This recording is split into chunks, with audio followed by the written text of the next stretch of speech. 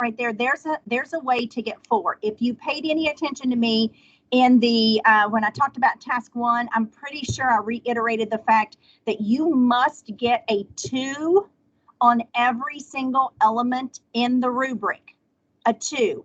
Now, for those of you that are thinking, oh no, I can't get a 2, that's a C, there are not letter grades associated with the numbers. A 4 does not mean an A, a 3 does not mean a B, a C is not a 2, and a D is not a 1. But I know that's what you're accustomed to thinking about, but don't think that way, all right? If you get a 2, you should put a smile on your face and be happy because you passed, all right? Yay, very good, I like that, Colleen. If you get a 1, then you should put a frowny face on your face and know, oh my goodness, that is not good, I have to redo, all right? So let me just go ahead and mention that real quick. You can redo any section of the TPA that you do not score a 2 or better on. However, remember, I told you that we pushed that due date back to accommodate all of the changing things that were taking place this semester. So you're not going to have as much time to do that. When you submit it, I think, and I don't have the dates here in front of me. I don't think, no, I do not. So we need to give the evaluators, I think we're giving them 2 weeks to maybe 3, maybe 2.5, I can't remember, weeks to evaluate, because they're not just evaluating yours. Most of them have somewhere between 12 and 16 to 18 different TPAs to evaluate. So that takes a long time. So we need some time to evaluate those. And then it falls on a week by week. So Mrs. Rowe will send you some response and say, you know, your evaluator said you need to blah, blah, blah on whatever element in whatever standard or task. So you will have 1 week to do that, and then it's a week by week. Then the evaluator will have a week to grade it. And I do believe we're even evaluating over Thanksgiving so that we can make sure we get you as much time as possible to redo. So any piece of the TPA that you score a 1 on must be redone. Okay, so a 2 is good. Smile and be happy about a 2, and don't think that it's a C, because it's not. We follow the same rubric setup as the state does for their teachers. And if you're saying I'm not a 2, I'm a 4, then you are saying also that maybe you're a little better than some of those public school teachers out there. And we don't want to say that. So I didn't say you weren't. I didn't say that at all. I didn't say any of that. I just said, you know, you don't want to get that feeling. All right. So 2, that's what you need. So I don't want you to shoot for a 2. I want you to shoot for a 3 or a 4, but you got to get at least a 2. So what I was saying is an automatic 4, 1 4 that I can tell you that you will get is if you use national standards along with state standards. If you look at the rubric, that is a 4. If you can't find them and you don't put them, okay, you might get a 3. But anyway, but a 4 will get you, the national standards will get you a 4 on that one. Then you're going to write your goals. Now your goals are measurable, okay? They need to be measurable. The students will be able to. So you've got to be able to measure it somehow. The students will be able to think, well, I don't know how to measure that. But the students will be able to create, the students will be able to make, the students will be able to, you got to watch that understand word, because, you know, unless you're giving some kind of assessment, it understands a little harder sometimes to assess. But listen very carefully. You need to have at least 1 state standard. Most of you will have more than that. Elementary folks, you will have more than 1 state standard, I'm positive, depending on what your unit is. Now we're talking about the unit, okay? So within that unit, you're going to have at least 1. You may have more than that, but within that standard, you have to write at least 3 learning goals. So if you remember anything about the state standards, you know that they are written in paragraph form. They have many, many, many objectives to them. And so I know if you had me in class, you heard me say many times, write the standard, but if you're only going to address part of it, highlight that part. Sometimes you don't address all of them. So that's the same thing here. If if there's a standard that you're going to use for your unit, but you're only going to use a part of it, then go ahead and write the whole standard out, because we do not have those memorized, and highlight the part that you're going to use.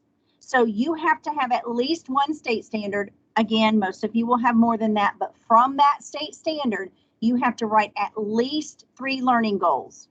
So the students, you're just kind of breaking it down. The students will be able to blah, blah, and blah, 3 things, okay, but 3 different learning goals from the standard. Now, if you pick 2 state standards, you're probably going to have more learning goals, but you still have to have at least, I didn't say at least 3 per standard. I said at least 3 total. So at least 3 total learning goals and at least 1 total standard. You can have 10 standards if you want, and you can have 2 learning goals from each standard, which gives you 20.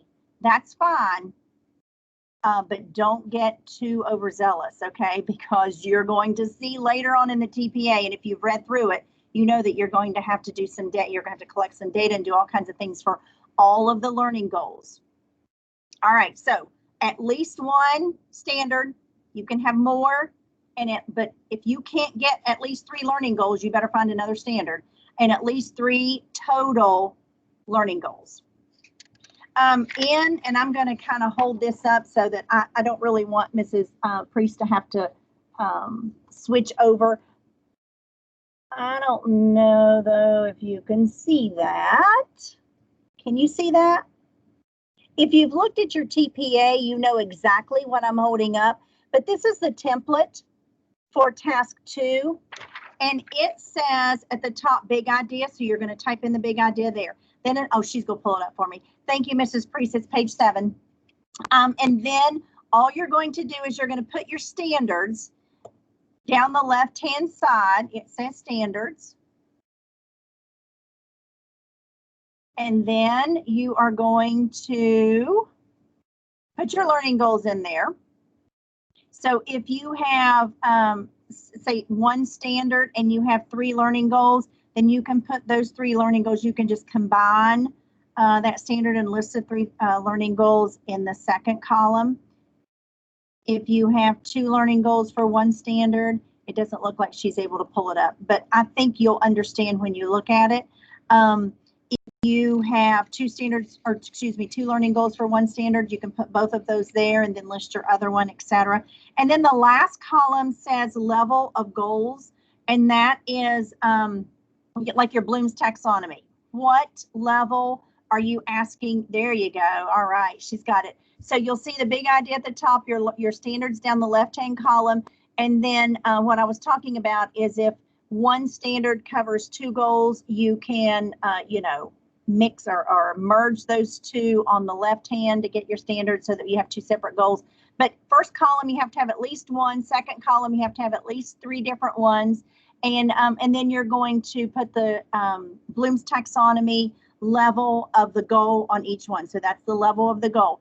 And you need to vary those. So don't have everything at the understanding level or even at the analysis level. Have different ones, okay? So think about what you want the students to do and think about where that falls on Bloom's taxonomy. All right, and then again, I'm finished with that now, Mrs. Priest, thank you so much. Please, please, please make sure that you read the rubric, okay? The rubric will give you some hints and will tell you, where you want. If you're just shooting for a 2, then make sure you have all the 2s listed there, because if you miss something, that might take you down to a 1. Yes, you can have goals that cover multiple standards, but again, you want to make sure that you have 3 separate goals, okay? And I'm trying to think off the top of my head how you might have 1 goal unless it's very broad. But remember, those goals need to be measurable, so you want to make sure that you can measure each of the individual goals. All right. Then we're going to go to task 3, which is the assessment plan. And this is how are you assessing your students based off of your unit. So you will see, if Mrs. Priest, if you can pull up that template, which is page 10 on that same document you just had there. Wow, you're getting quick at this. Good job. So on this particular one, all you're going to do in column 1 where it says learning goal, you're going to copy and paste from task 2. Task 2, column 3A, you're just going to copy and paste your learning goals in each separate place here. In this particular one, it looks like maybe there are 4 places to put those goals. If you need to expand that chart, please do. If you can't figure out how to do it, let us know. Dr. Watson is our tech guy, so he will, most of us can probably help you do that. But if you struggle, you can ask him as well. So once you put those learning goals in the first column, what you're going to do is you're going to tell us what did you use to pre-assess, post-assess, and any kind of formative assessment that you have. So your pre and your post should be identical. Did everybody hear that? Your pre and your post should be identical because that is referencing your pre-assessment, which is your pre-test, and your post-assessment, which is your post-test. I'm not sure what I mentioned in the previous video about pre and post. I think I talked about it a little bit, but it was a previous semester, so I'm not sure what I said. But before you teach your unit, so hopefully you have not taught your unit yet. Before you teach your unit, you have to write a pre-test. The post-test will be identical to it because what you're doing is you're comparing what did the students learn? What did I think they were, what did I hope they would learn? Or what did they know? And then what did they learn? So your pre-assessment, you have your goals, you know what you want. Now you need to write your assessment. And the best thing to do when writing that assessment, yes, it can be verbal if you're in kindergarten. Music folks always ask things like, you know, it's a playing, you know, they're going to play their instruments, etc. And that's fine. You're going to have them do that the same on their post. So yes, I think it is being recorded. I'm not sure. I'm pretty sure. I think Mrs. Priest, are you recording this? Sorry, I was muted. Yes, I am recording. And yeah, afterwards it'll post and you'll be able to go back and access this, like this Teams meeting, and the video will be in the chat. So, so on the pre-test, it would be very helpful for you if you would mark. Now, if you don't want to give your students the one that you marked, that is fine. But if you would mark each question with the learning goal that it addresses, that way it's going to help you later on when you get to task 6, when you've got to record that data, it will help you. So on the pre-test, I would just mark which learning goal you are addressing. So on the pre and the post in that middle section, it is very helpful to the evaluator if you will write out the question instead of saying number 1, 2, and 7. Unless you have a 50 question pre and post test, which, whoa, that's a little much, then maybe you just want to do question 1, 2, 3, and 4 for learning goal 1, etc. But if you could type those questions out, that just makes it a whole lot easier at this point. So we're not flipping and trying to find the pre-assessment, even though you will be uploading it. If it's here, it's a whole lot better. And then as you go through your unit, anything that you are doing that is a formative assessment that is addressing the learning goal, you're going to put that there for the formative. Okay. Now, let's look at the level of mastery. I always ask every semester, what do you consider to be mastery? So if anyone wants to quickly tell me what you might consider to be mastery, what score, what percentage?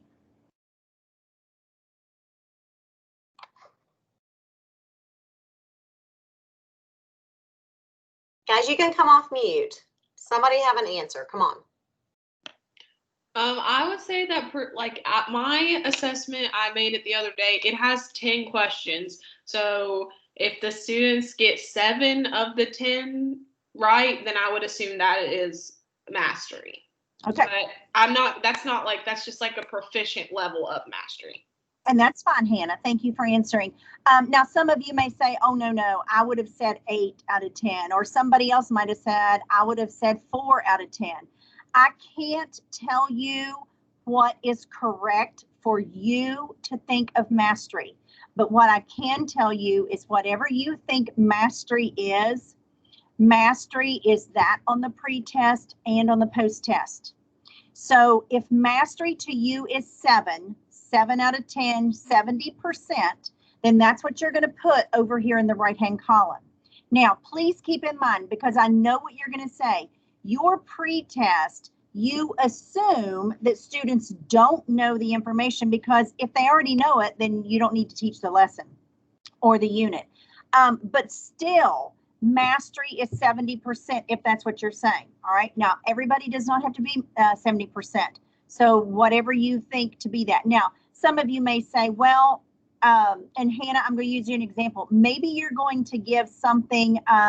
Let's say that for the learning goal 1, let's say that you have 10 questions addressing just learning goal 1. And so you say they have to get 7 of the 10 right to get mastery. But let's say that on learning goal 2, let's say that you only have 2 questions on your pre-test that address learning goal 2. Well, there's no way to get 70% out of 2. And so 1 out of 2 would be 50%. So on that one, you may have to go with 100%, which would be 2 out of 2. You may only have, let's say, 4 questions that address learning goal 3. So, you know, the best thing you can do there is say 3 out of 4. I know that's 75%, but there's no way to get a 7 out of 10 if you only have 3 or 4 questions.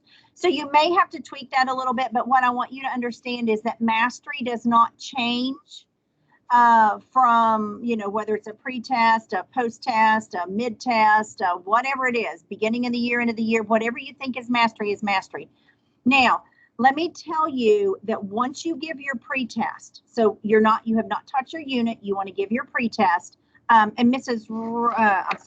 Priest, you can go off of that if you want. Once you give your pre-test, look at the scores. And if the majority of your students have scored 100%, then that probably means what? That they know the material, right? So at that point, you need to start all over, because if they already know the material, why waste a week or 2 or 3 teaching the unit when they're probably going to get 100% at the end and they're not going to learn anything? If they already know it, you need to back up and punt again. Now, maybe all that means is you don't have to change your unit topic. Maybe you need to go into it a little more in depth. Maybe you didn't think they knew that, you know, initial level, but they already knew all of that. They knew the terms you were using, etc. So maybe what you need to do is just go in, change your questions, go in a little deeper, and give another pre-test, and hopefully at that point you're going to get some lower scores. You should expect lower scores on a pre-test.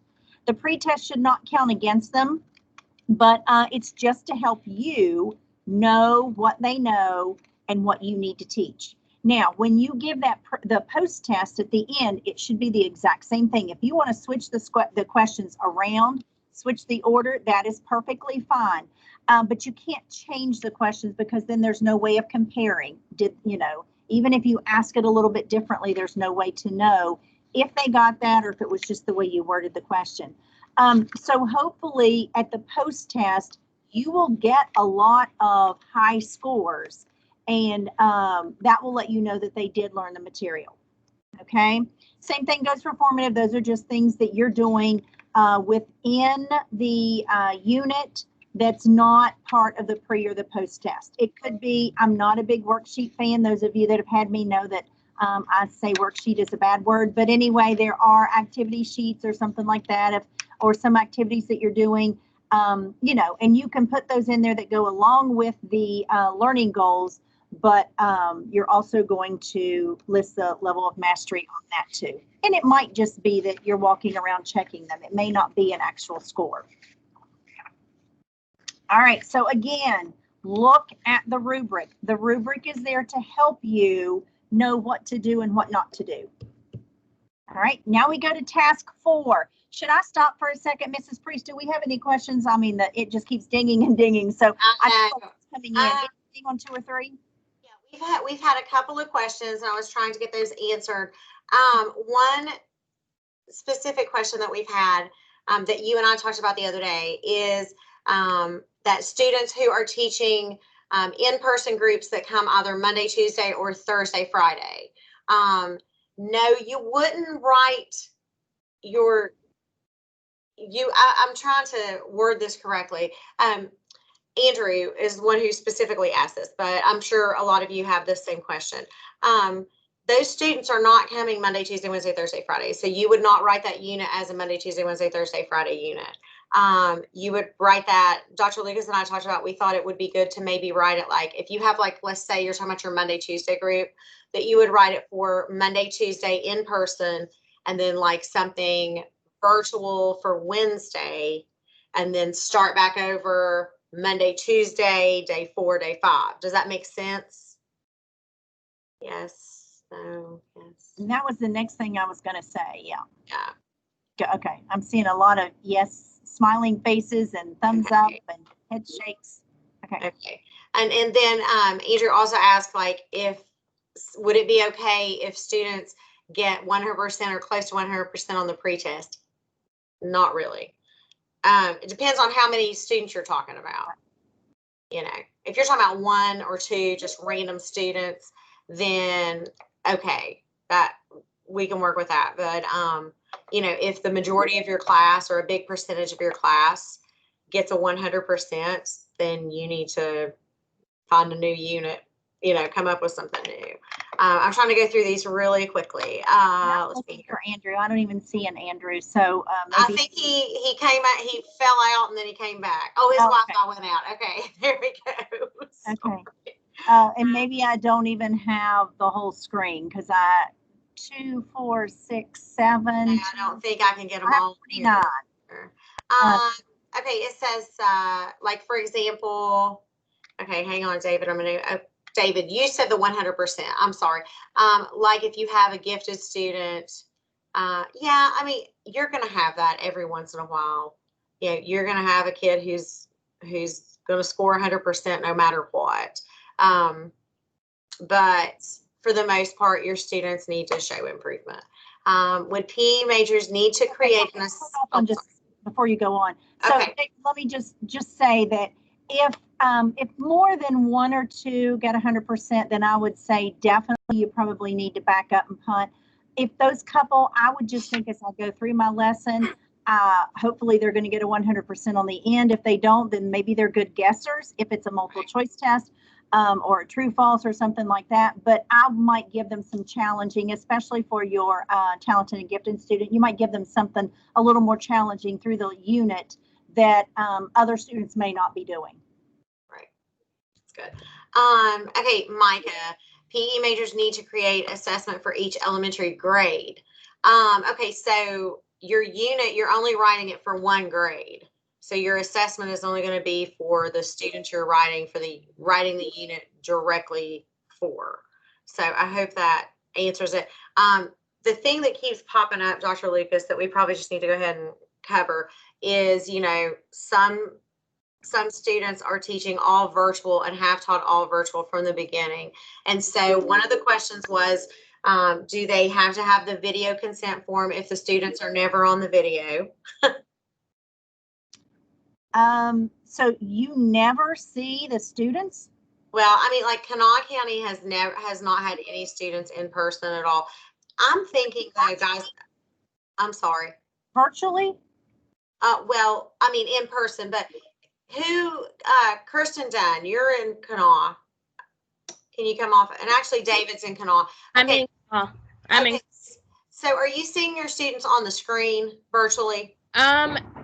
We log into Microsoft Teams every day. I'm with 3rd and 4th grade, and we have 2 meeting conferences and like it shows up like this, but some of our kids, even though we force to them and say, turn on your videos, sometimes the Wi-Fi is not strong enough.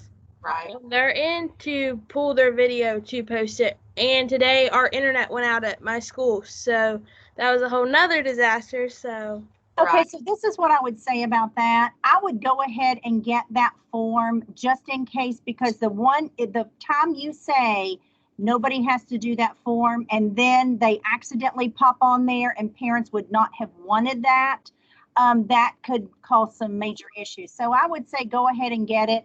And if they're on there, great. If they're not on there, great. And I have to say something. I'm looking at this one person in the middle of my screen, which probably is not on your screen. Jessica. It says Jessica Smith. Do I know you? Yes, Are you who You I think you totally are? know. That's Jessie Frost. Ah, yes. Oh my gosh. Hey, how are you? She still looks young. She still looks the same. Oh my gosh. thank you. Wow. I mean, I'm trying to look at everybody and it's been so long since I've seen you. Okay, we'll have to talk. All I was right. gonna say hi when we were finished. Oh, okay. Oh, cool. Okay. So I would go ahead and get all of those consent and release forms signed, just so you have them in case anything would come back at you. You've already got it. Right. And you might say that when you send it to parents as well. Your child may never be on the screen, but just in case, and to be honest with you, they may not. You may get more no's this semester than you would have gotten if they were in class. I know you've all seen reports and stuff where people are recording things and then using it against people. So, just be careful. Mm-hmm. Another thing that keeps coming up too, guys, when I was giving that example, that was just one example of how you could write your lesson plans or plan your unit. Some people are saying, well, I planned for 2 days in person, 3 days virtual. If you're able to do that, that's great. I think a lot of, especially maybe elementary, were maybe struggling for coming up with 3 virtual days of lesson plans. And so that's sort of where that suggestion came from. If you are able to plan for 3 virtual days, then I think that's awesome, if that's what you're doing. Make sure you have your students, make sure those days that you're planning virtually are not just sending them work to do, that you're actually doing something with them. You see them as a group for the unit. You're not, and it doesn't have to be the whole day, but it does have to be for the unit, because this is what you're writing to. You're writing to the unit. So if you get to see them 5 days, whether it's face-to-face in 1 week, whether it's face-to-face or virtual, and you get to teach your lesson that way, that is perfectly fine. But if 3 of those days you're calling virtual, or you're sending home a packet, or you're sending them some information and they're kind of working on their own at home, don't count that day. No. Yes, Kirsten, the pre-test and post-test, no, it does not have to be all multiple choice. It shouldn't be all multiple choice. I mean, it could be different types of questions, yes. But you have to use the exact same questions from the pre-test into the post-test. Okay. I also have a question. Sorry for jumping in, but That's okay. I think it would be better if I explained it like verbally. Okay. If I right now, Kanawha County, our kids haven't even came to the school or whatever. If I write my unit as we're virtual, because right now, even next week, we're looking to be virtual, and I start my unit next week, and then halfway through, we become in person, because my unit's 15 days. Do I need to go back and fix, or can I write it all virtual? Because I would pretty much do the same thing. They would just be in school instead of on an iPad. Okay, so when you write that unit, and if you've had me in class, you've heard me say this a million times, when you write your lesson plan unit or whatever, you are writing it pre-teaching, okay? So you are not writing it as you teach all the way through. So you're going to have it written before you start teaching it. If something changes halfway through, or you thought it was only going to take you 7 days and it ended up taking you 23 days because of the scheduling and all of that, just write us little notes in your documentation where you're going to be writing the narrative in the TPA. Please address all of that. Tell us, I wrote my unit all virtual because that's what we had been doing and that's what we were kind of told we were going to be doing. But then, halfway through, they decided to bring the kids back in. So then we had to take 2 days to kind of get to know them because we hadn't seen them before. And I'll be honest with you, they're going to look a lot different. Trust me, I'm teaching virtual and face-to-face. And to be honest with you, I don't know my students, and you all know I learn my students quickly, or I try to. All I can see is their eyeballs. So I can't tell who's who because we're wearing masks. So, just tell us that. Be as descriptive as you possibly can in the narrative. Maybe you wrote it for all face-to-face because you're in face-to-face classes right now, and then halfway through the unit, you end up going virtual. You do not have to go back and change your lesson plan. Please don't do that, but write little notes and tell us, yes, I plan to do this, but because of this, now I had to switch, blah, blah, blah, blah. Okay. Question. Dr. Lucas, this is a good question. My cooperating teacher is reviewing much of what they taught or should have learned last year. Due to COVID, they are behind in the curriculum. Because of this, I may be touching on standards and goals of their previous grade. Do all of the standards have to be the grade level standards as the grade level I'm teaching? No, if that's the case, please start that section with that information and tell us. And we know that, they pretty much lost a good 9 weeks, probably closer to almost half of a year last year. And so I can see where a lot of teachers are going to do that.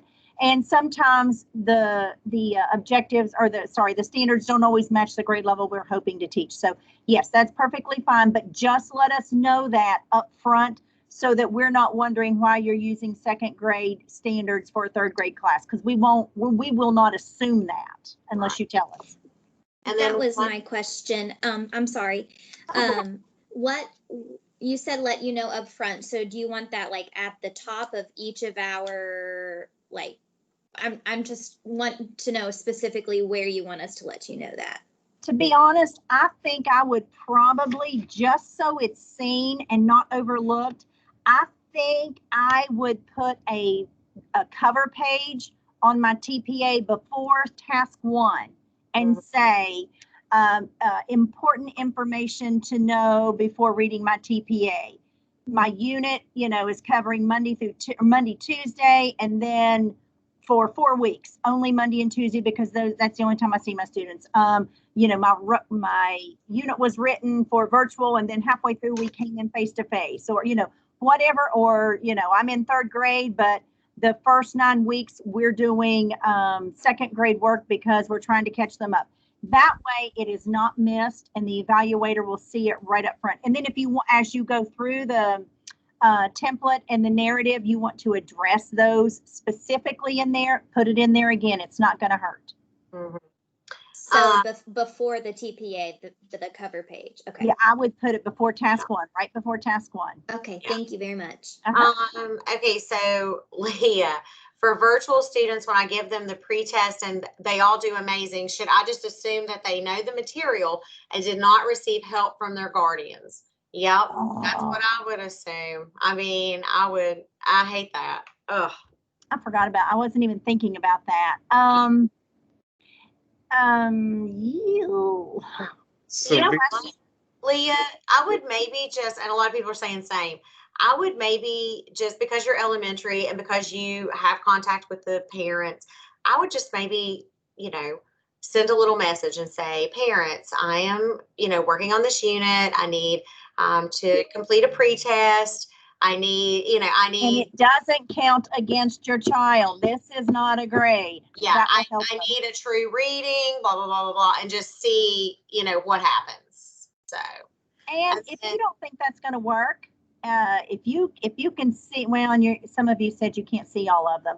I was going to say you could almost do some kind, if they're easy questions, you could almost do a poll and have your questions in poll format, or I've gone through several pieces of training where you can put little quizzes all the way through. And so maybe you just pop a question up, have them quickly answer it. It will calculate the scores for you, but make sure you save that recording because you'll need those scores later on. Right. And I think we have one more hand. Kirsten, did you have your hand up? Or was that from the last time? That was from the last time. Sorry. Okay, it was popping up. Okay, so I think we're ready to move on. Okay, good. Okay.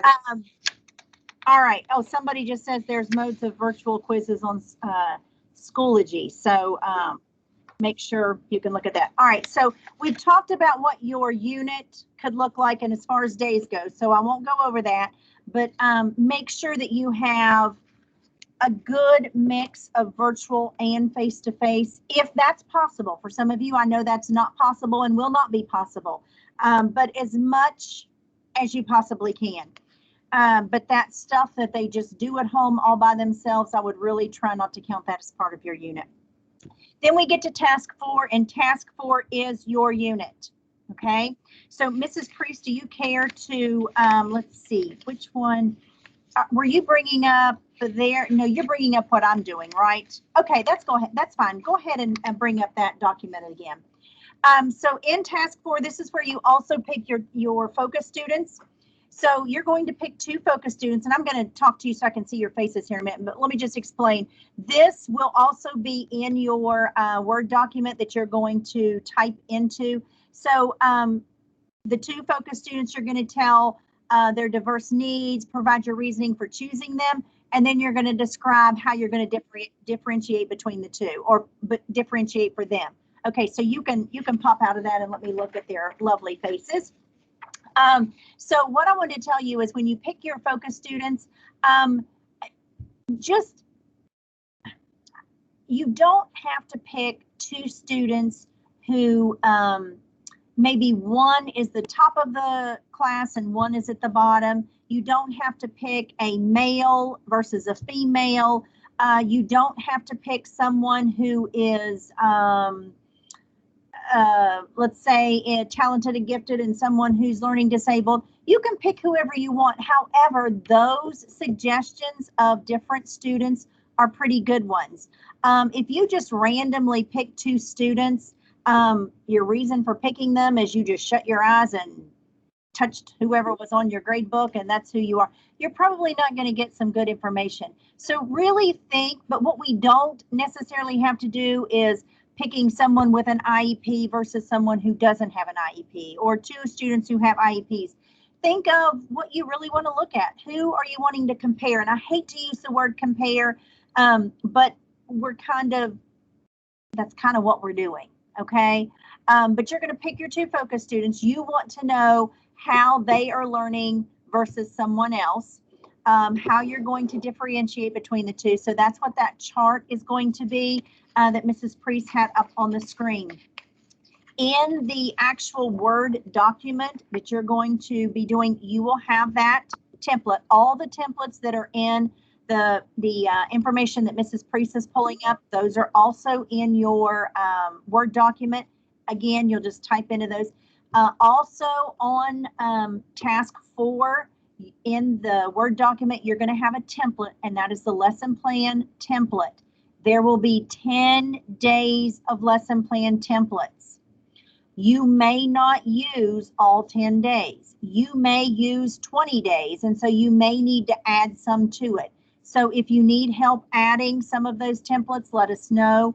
But you want to have one template for each day. All right.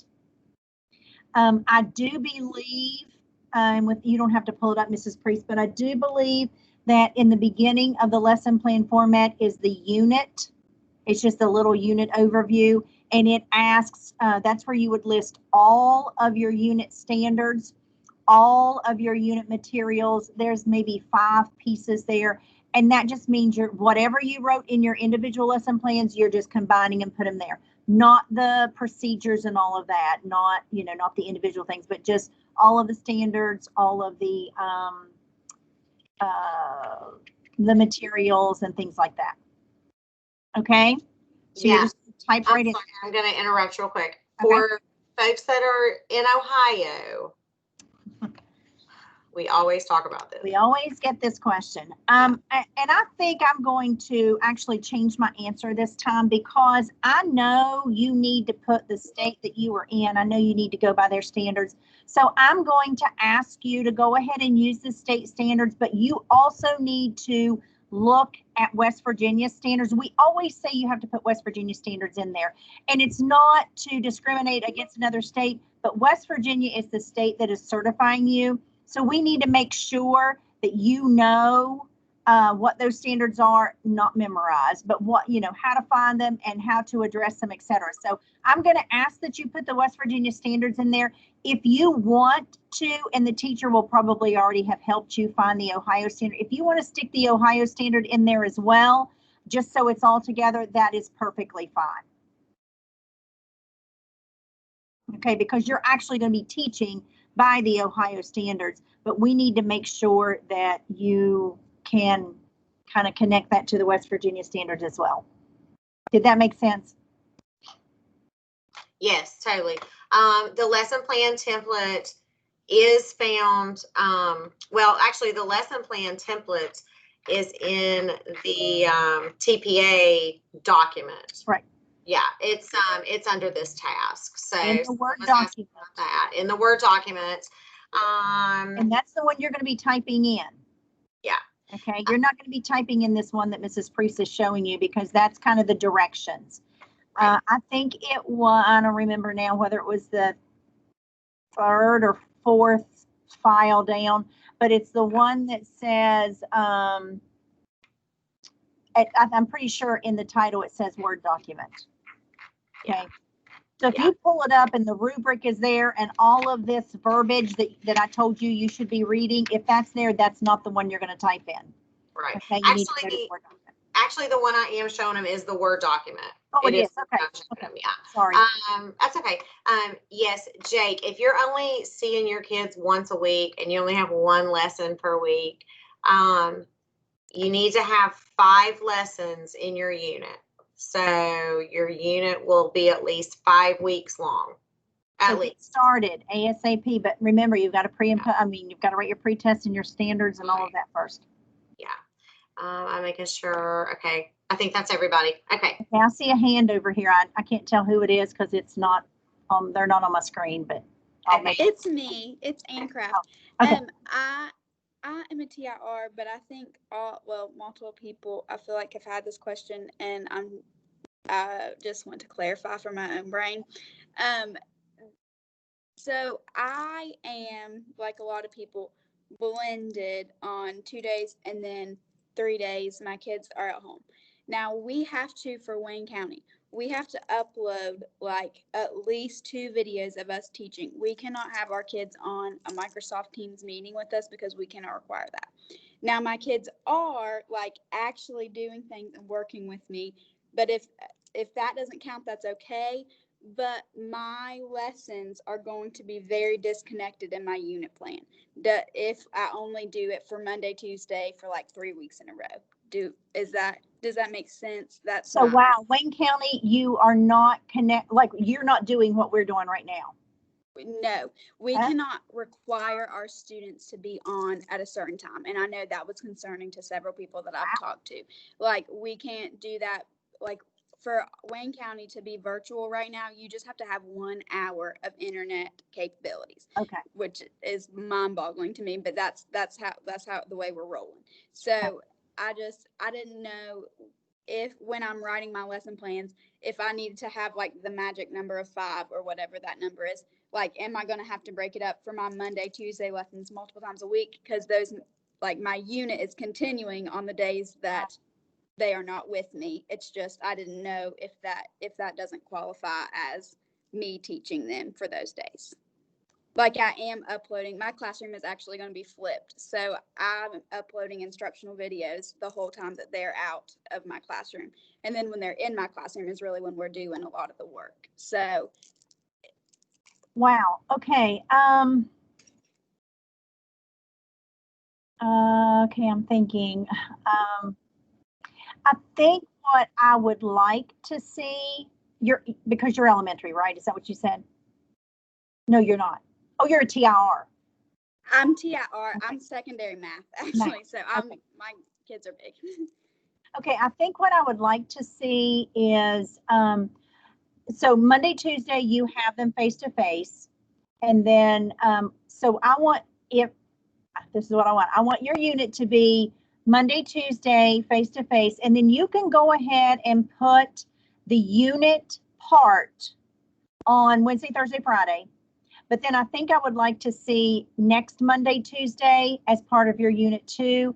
If you make yours 7 days, then I think we can justify that, because I'm afraid, and I don't know who your evaluator will be, but I'm afraid if I forget to mention to your evaluator that there's a gap and the reason why you don't have Wednesday, Thursday, Friday, and then it goes Monday, Tuesday, I think there will be a little, discombobulated. Yeah, that was my question, Yeah. because if I'm just writing it the way they're doing it, my reader's gonna be like, why is she jumping onto this thing when they are Right. obviously like from Okay, the so previous yours lesson. is going to be 7 days. So let's go Yeah, ahead at least.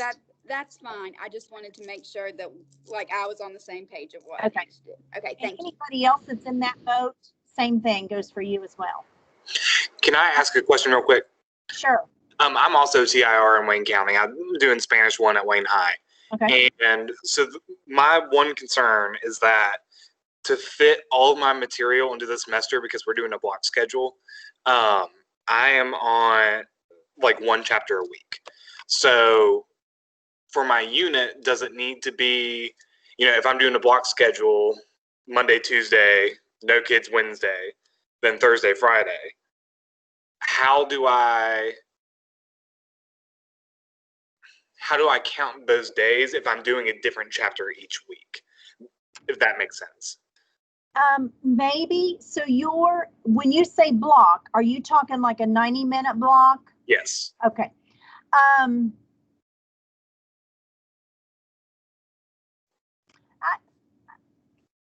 I mean, it's the same class, right? So I have some kids Monday, Tuesday, and then another group Thursday, Friday. And the other group Thursday, Friday are doing the same thing, but Monday, Tuesday, they're doing it at home. And so I'm uploading a folder to Schoology every week that has like low budget Khan Academy things that I made with an Elmo of how to do everything. And then when they're in class, we're going over that more in depth. But I also have 1 virtual class. So they're practicing skills at home, but then we're practicing speaking those skills in class.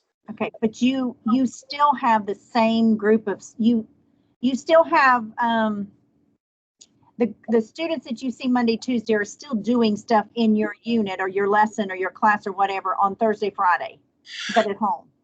Yes, but my question is, if I'm not interacting with those kids on Thursday, Friday, can I count?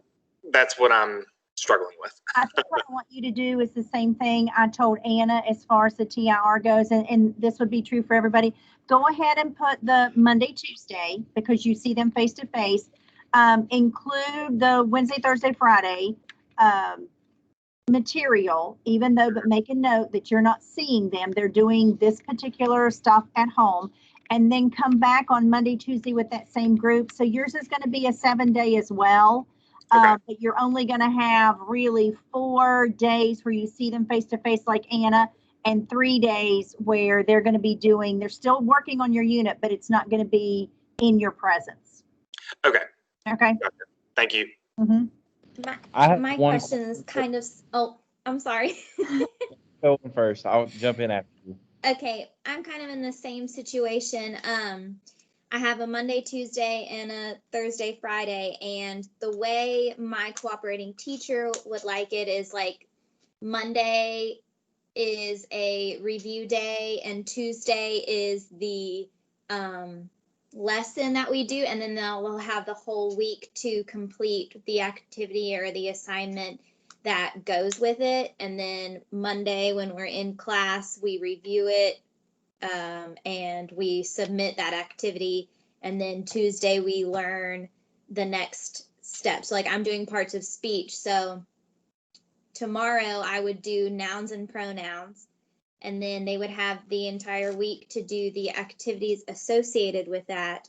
And then they have a quiz on something that I'm not teaching on Monday. And then Tuesday, I move on to verbs. So you were doing the 8 parts of speech Yeah. individually, it would take you 8 weeks to cover them. Well, I'm doing. But if you were doing them individually. Yeah, but I'm not. I'm doing only verbs and prepositions individually. Okay. But the other ones I'm combining. 2 each day, or like you said, nouns and pronouns. Yeah. Okay. Yeah. So that's the way that he has it set up as well, because they're taking,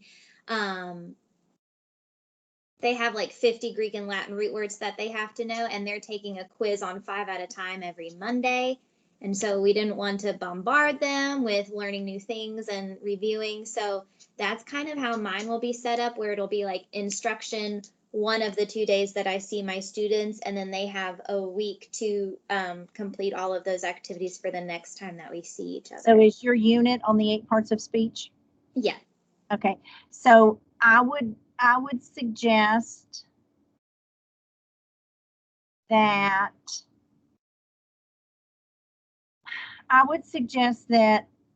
whenever the due date is for the TPA, back it up to ever how long you think it's going to take you to write the rest of it, probably 2 weeks, and cut off your unit then. So, I mean, I would at least like you to get 5 weeks in, and I know that sounds big, but technically that's 5 days for everybody else. So if you could get in at least 5 weeks before you. I believe I worked it out to where I'll be finished on the October 20 something, along that line of my teaching. Okay, so if you think, I mean, obviously you're going to teach it whether you put it in your TPA or not. If you think you can get to that point and write everything about it, then I'd go ahead and include the whole thing. If you have to back up a week, that's fine. Just make a note of why you did that. Back up a week, meaning? If you have to only do 7 weeks instead of 8, or what, I don't know. So you're combining them. So we're going to say your unit's 6 weeks. I mean, yeah. Okay. So if you have to back up to 5 weeks, that's fine. Okay. And then, so as far as the post test goes, there will be questions on the post test that I don't have showing myself teaching. That's still okay? Oh yeah. You don't have to show yourself teaching every single thing on the pre and the post test. You're just showing certain things, and we'll get to that next time. But if you look at task 5, you'll see exactly what you have to show on your teaching. I also had a question. Okay, so wait just a second. I think there was a male's voice that I heard, but I don't know. Okay. Yep. Just real quick, I'm here in Kanawha County, and my high school that I'm teaching at, we're doing an even odd week. Luckily, the class that I'm using for my TPA, or the subject I'm using for the TPA, is all on the same day. It's an even class. So would I kind of do my lessons or whatnot the same way that Anna was talking about, as in 1 week I would say, okay, I have this, I actually meet with this class, and like Amanda said earlier, we're 100% virtual right now. Say that, so like this week that we're currently in, I will meet with my even classes today, Wednesday, and Friday. Next week, I will just meet with them on Tuesday and Thursday, but I'm giving them work for the days that I actually don't have class with them. So would I kind of set that up and just note that, hey, this week I have Monday, Wednesday, Friday with them, and this week I have Tuesday, Thursday? Yes, and I think, to be honest for you, I think you could probably do 2 weeks. I'm not sure what you're doing. I'm assuming the things you're giving them on those off days where they're not in person with you, I'm guessing still go along with your unit. Yes. Okay, I would just go ahead and I would just put, my students are not here, but this is what they're working on outside of class. I think even if you would go the 2 full weeks, you'll get the 5 days of them face to face, and I think that'll be fine. Okay, thank you. Abby?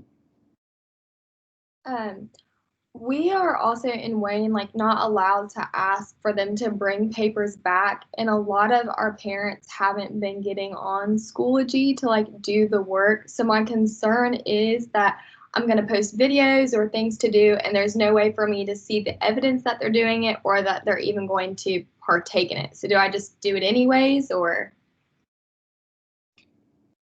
Oh. I don't know what to do.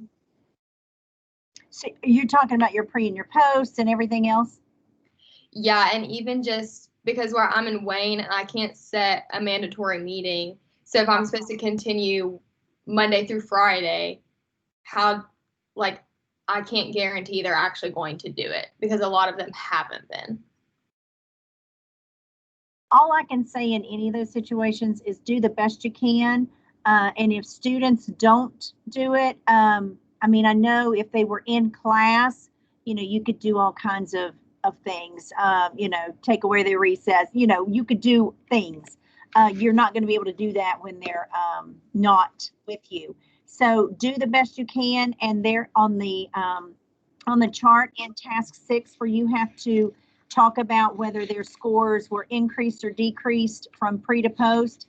And there's a place for you to write notes. So that would be a place where you would say, you know, I didn't hear from student X, but he took the first or the pre-test, but didn't even respond on the post-test. And, you know, you have, maybe he was sick, maybe you know that, maybe you don't.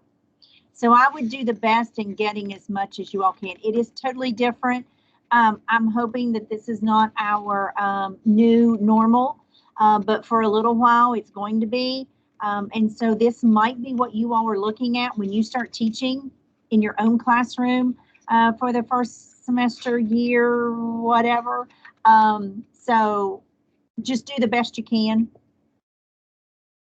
We know that on this end. I will make sure that I share all of this with my evaluators, you know, so I can tell them, well, these were the concerns that the students had, and these are the things I told you, so that, you know, we'll get through it. I won't say we're going to be easy and tell you you don't have to do anything, but we probably are going to be a little more lenient this time than we would have in the past.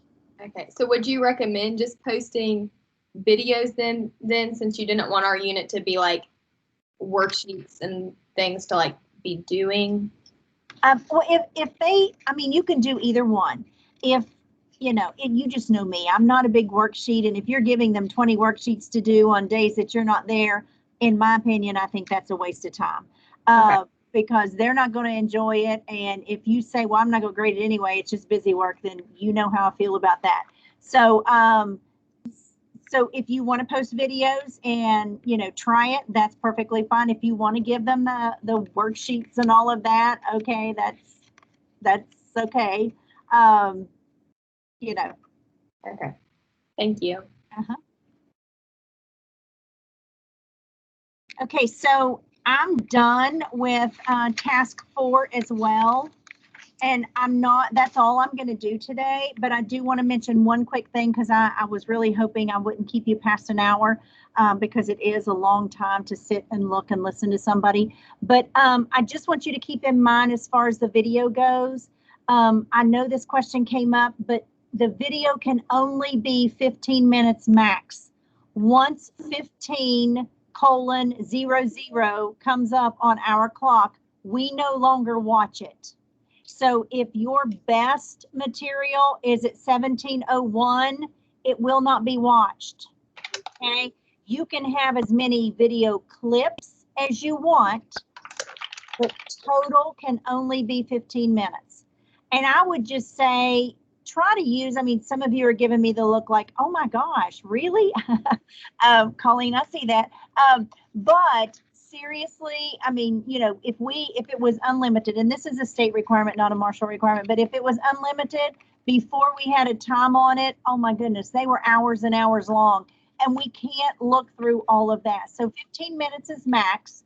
And to be honest, you'll be able to get everything you need. You'll have to do some trimming and all of that, cutting things out that's not, you know, what you want, but 15 minutes. So I would suggest that you record many, many days, many, many times, many, many segments, because you may say, I'm going to cover everything that I need today in this 15-minute span. And honestly, I don't know how you do opening and closing in 15 minutes. So right there tells you you're going to have to at least have a couple of clips. But, you know, right at the very best part of your unit, you know, it may be the last day and you saved it until the very end because you know this is going to be the best teaching you've ever done, and a kid pukes all over the place right in the middle. And so you have to stop, and, you know, you are soaked. You have to go change clothes or go home or whatever. And now you don't have any more time because it's due tonight. You shouldn't have waited till the last minute. But that was, you know, that's an extreme case. But all good things don't always work out the way we plan them to. So, so video lots, so you can pick your best. Sorry for the puke example. It's just all I can off the top of my head. I hope none of you are eating. But anyway. One time the camera fell over and it shot up the cooperating PE teacher's shorts while he and another teacher talked about another teacher. So. Oh, well, there you go. Yeah, that's a good one. That's a good example. So don't submit that, okay? Yeah, don't turn that in. The person who turned it in did turn that in, I'm pretty sure, actually. Kidding. No, that was when back in the very beginning when we did the Ed TPA, and I think that they submitted it to the Ed TPA. That's how long ago that's been.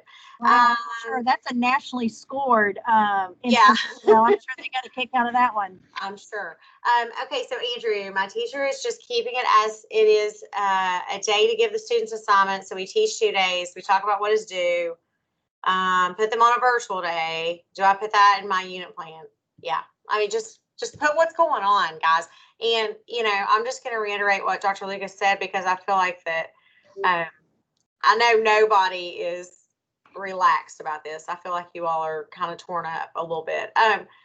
Everybody is just doing the best they can.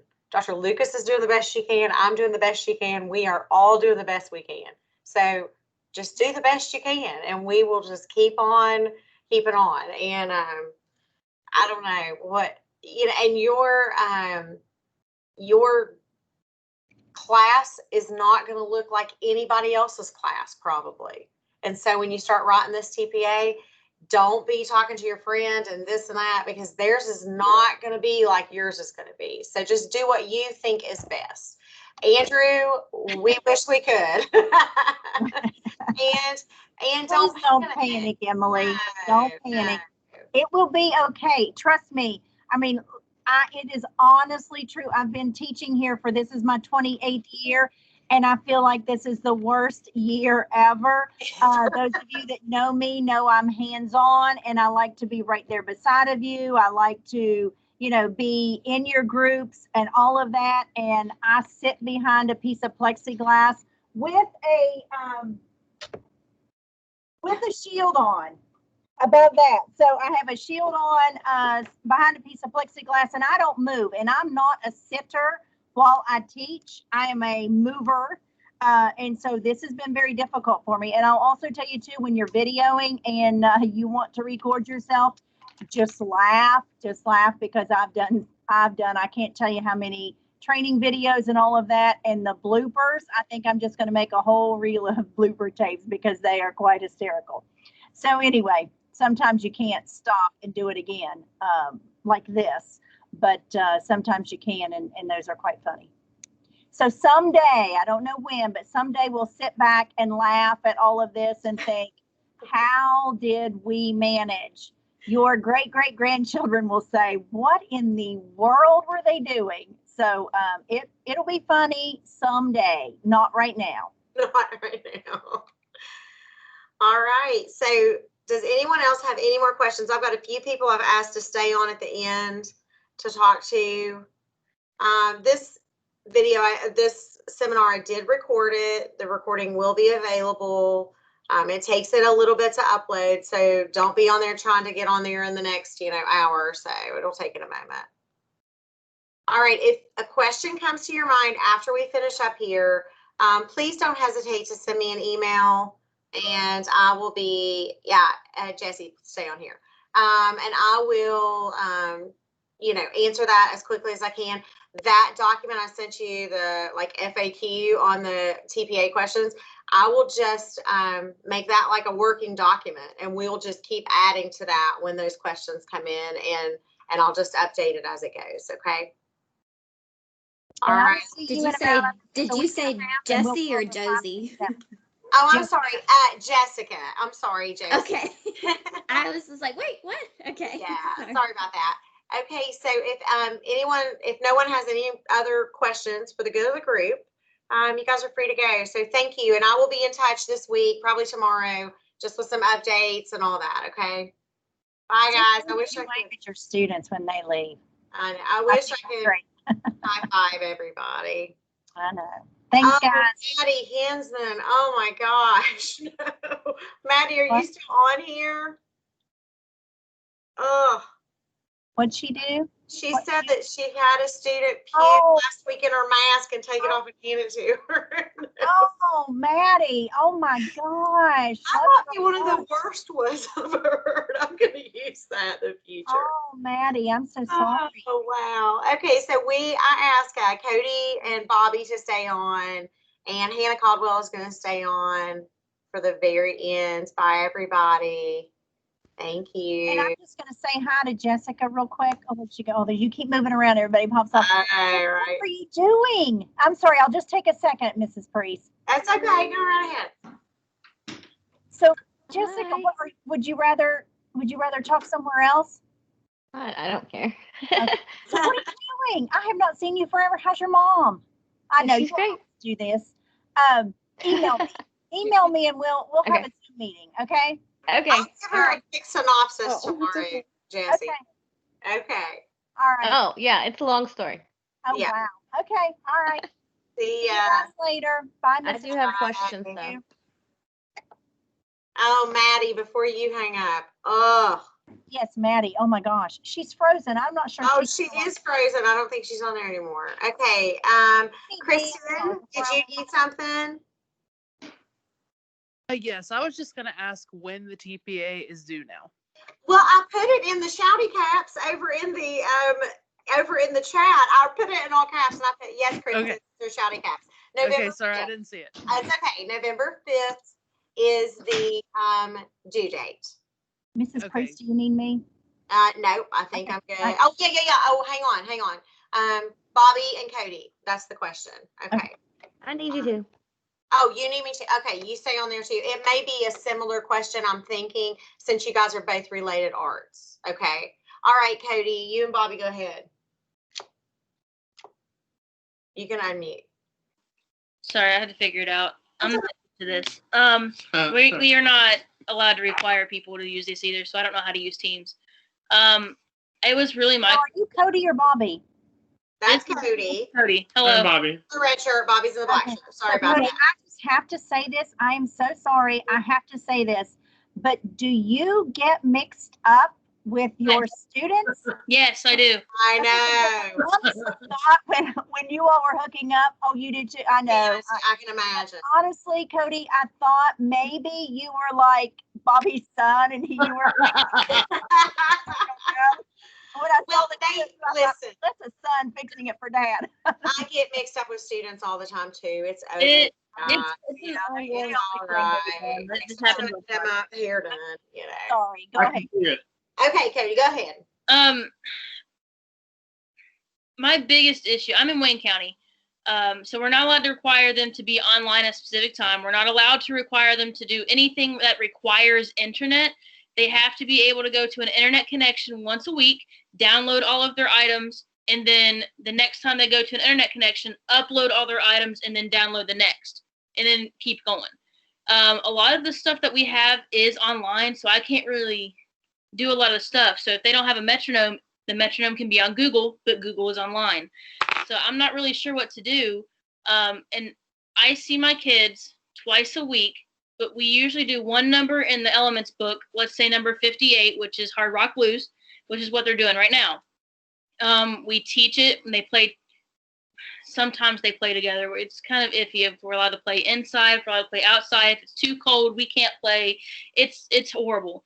And then they have an online assignment on Schoology where they have to record themselves playing on the Schoology assignment, download it in that file, and then upload it by the next time they come to school. So if it's Monday, Tuesday, they have to upload it by the next Monday.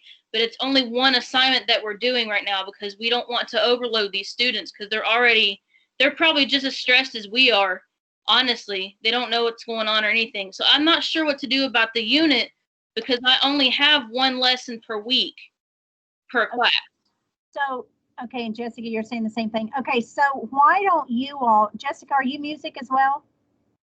No, it's Art. Okay, so why don't you all, since you do see the students Monday, Tuesday, let's do the same thing that I told the others. Let's do your unit Monday, Tuesday. Go ahead and put in the unit Wednesday, Thursday, Friday, what you do now, whether you get any of that information, and you're just going to have to say, this is what we send them. Hopefully they'll do it, blah, blah, blah. But go ahead and tell what you do for those days. And then let's do the next Monday, Tuesday.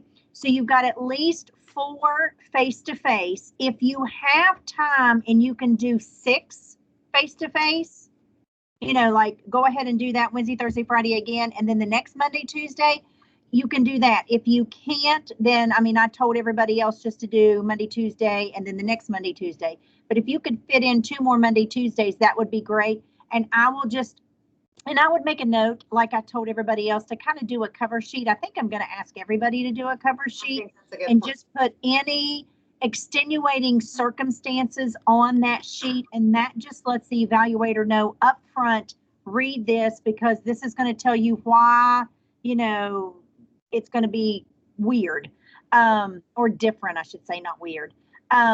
So yeah, will that work for you, for all of you?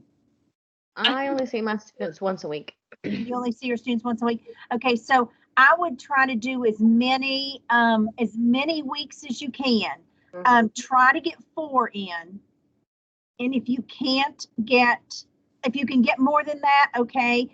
But try really hard to get 4. That's exactly what I just told Jake Jerome, and he's PE. Okay. He's only seeing his once a week. So yeah. let's shoot for 4. If you can get more, like I said, do that. If not, just let us know. But remind me next week, Mrs. Priest, to tell everybody to do a cover sheet. Okay. And you might even put that in the question answer thing. I will. Extenuating circumstances short of COVID. Like, right. Can you even with right. all of this? Yeah. Sorry. That's okay. I'm at Cabell Midland. Okay. And so we essentially do, I guess, 3 things a week with each of our classes. Because like Wayne County, we see one half of our students on Monday, Tuesday, and the other half on Thursday, Friday. So each of our classes are just like split in the alphabet with that. Right. So what we do on Monday and Tuesday, we do again on Thursday, Friday. Okay. Pretty much every week. And we give them 1 remote assignment. So okay. you do the same thing where I just choose like 2 days and.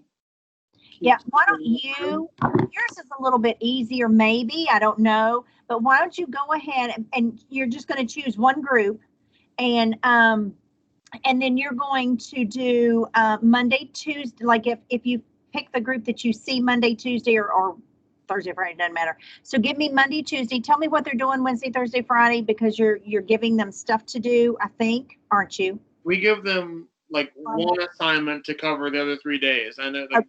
That's what the band director okay. does. Okay, so your week is going to be made up of 3 days instead of 5. So why don't you try to give us 6 face-to-face classes? Okay. And then you'll have 3 extra lessons that you throw in there because that's what they're doing the weeks or the days you don't see them. Okay. When we do that, we just give them, like, for example, we tell them, record yourself playing this major scale and upload it to Schoology. Or like last week after their football game, we uploaded the marching band show on Schoology and told them to watch it and give us 10 different things to improve upon. Okay. So it's like assignments like that they do when they're not in person. Okay, and that's fine. Just write that up in a lesson plan for one, the one day for the 3, and then you'll have 9-ish lessons. Okay. All right. Thank you. Uh-huh. So Cody and Jessica, did that help? Yeah. Okay. Well, Let her go first. Oh, okay. I see my students once a week. So I'm basically teaching the same lesson all day, every day. Oh, wow. Except for there's a difference between K2 and 3 and 5. But so I get, and then I send one lesson on Schoology for the week because I mean it's related arts. So I feel like I've had teachers, parents even tell me they're not going to do it because it's art. Yeah. Okay. Well, and you're just gonna have to do the best. Hopefully they'll do, and you'll get enough information from some of them. But I would just pick. I would write the lesson plan for the one time you see them, and then write a lesson plan for what you give them for the other 4 days. And so try to get 4 weeks in, and see if you can do that.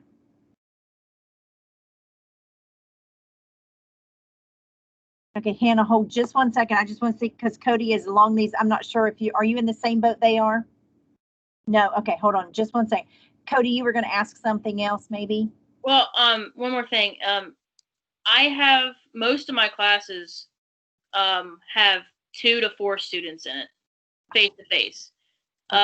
So I'm going to pick the largest group, but where you said to try to explain why, my reasoning is because there's only 4 students. Okay, and that's fine. Is that okay? Yeah, I mean, you can't pick that. No. You can't determine how many students you're going to have. So it is what it is. That's fine. Okay. Yeah. Okay, are you guys finished? Cody, Bobby, you good? Okay, Jesse, you good? Okay, you guys can sign on out. Hannah, do you need Dr. Lucas too, or do you just see me? Bye, guys. See y'all. You just see me. Okay. Email me, All Jessica. right. Okay, and I think Dr. Lucas, I think you're done too. Okay, I'll see you later. Hey, Dr. Lucas. Yes. I live with Brooklyn Elkins, and she was like, and